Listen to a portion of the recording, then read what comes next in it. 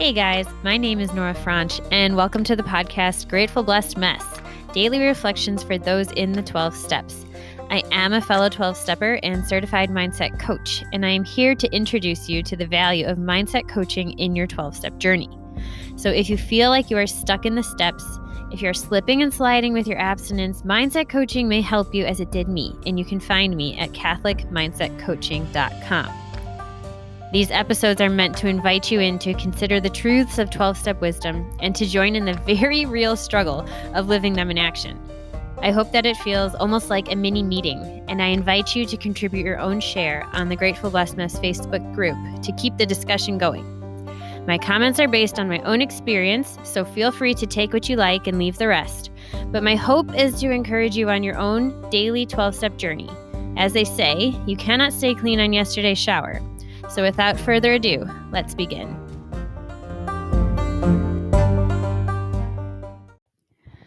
Hey guys, we are reading from OA's Voices of Recovery, the reading for October 3rd on page 277. We had to replace our old ideas about God with a faith that worked. That's from the OA 12 and 12, page 16. My old ideas of God were primarily from religious school on weekends. Although my theological education was limited, I came away with a picture of God in the heavens with enormous hands. He was waiting for me to sin so he could zap me. God was there to punish, very much like a parent. When I got involved in church choir, I began to worship God. But worship did not make a higher power personal to me. It was in writing and sharing with my sponsor that I became willing to see God in other ways. Those enormous hands could lift me up. They didn't need to zap me down. A faith that works means I have to put action into my beliefs. In the morning, I ask God for guidance, but I know my higher power is not going to prepare breakfast, lunch, and dinner for me.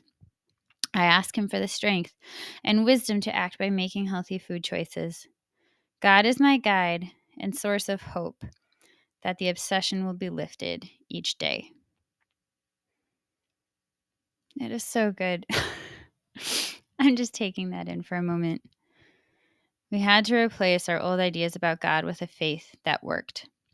Another thing I've learned from IFS, from Dr. Peter Malinowski and the Resilient Catholics community that I'm in, is that, which is just a group that works on their internal systems, internal family systems.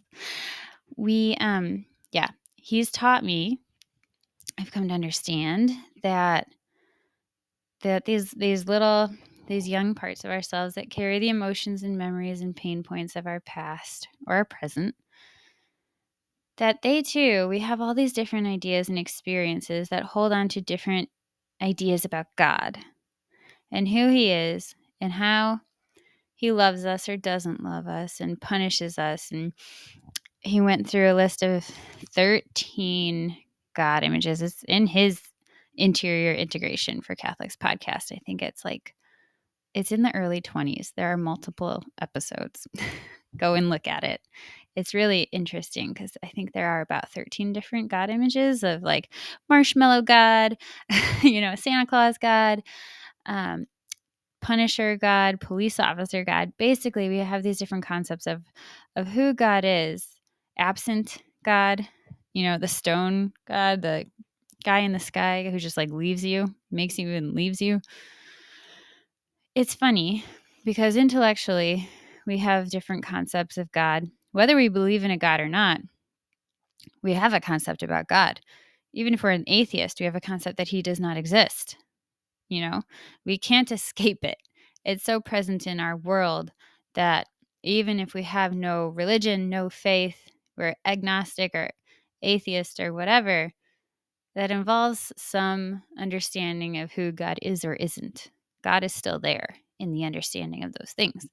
So we all have these God beliefs, these ideas about who He is and how He is and what He thinks of us. And from what I understand, a lot of it is colored by the relationship we had with our parents, especially while we were young, and how we were treated or the implications that there were, and lots of times things that need to be healed.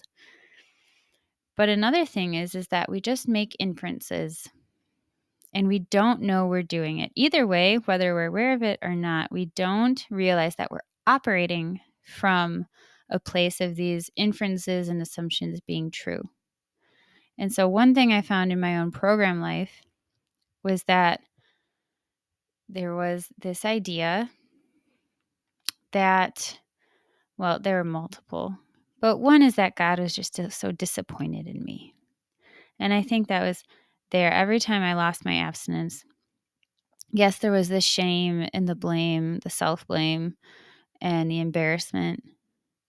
But if I could have peeled back the layers back then,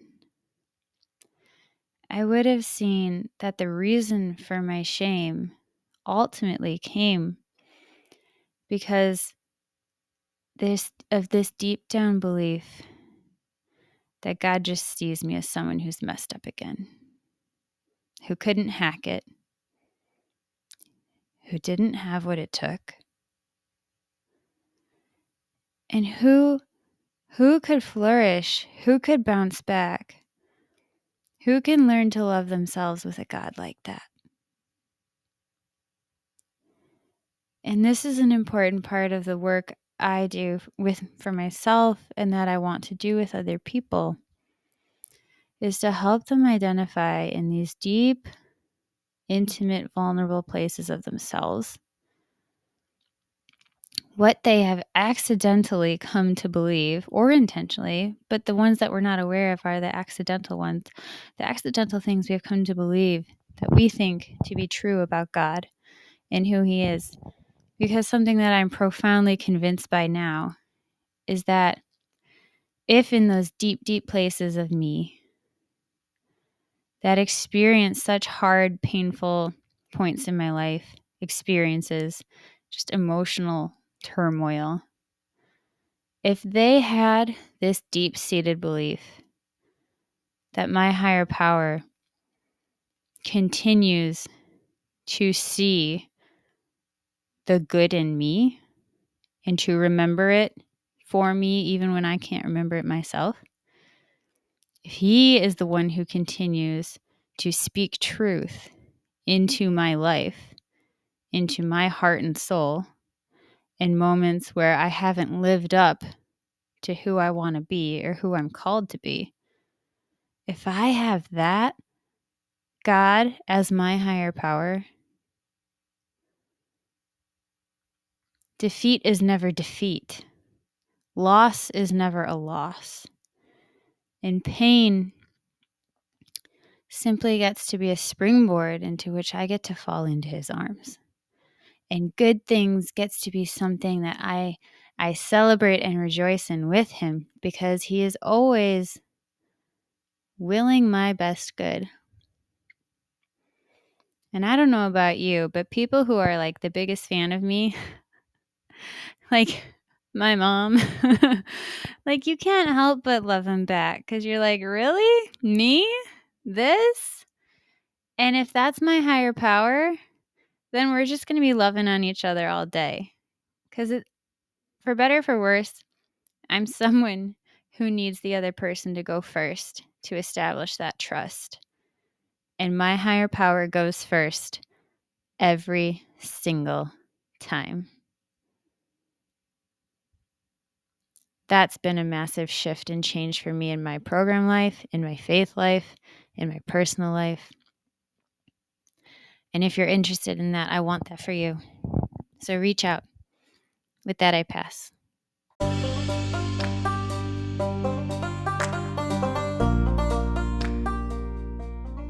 Thank you so much for listening to today's episode.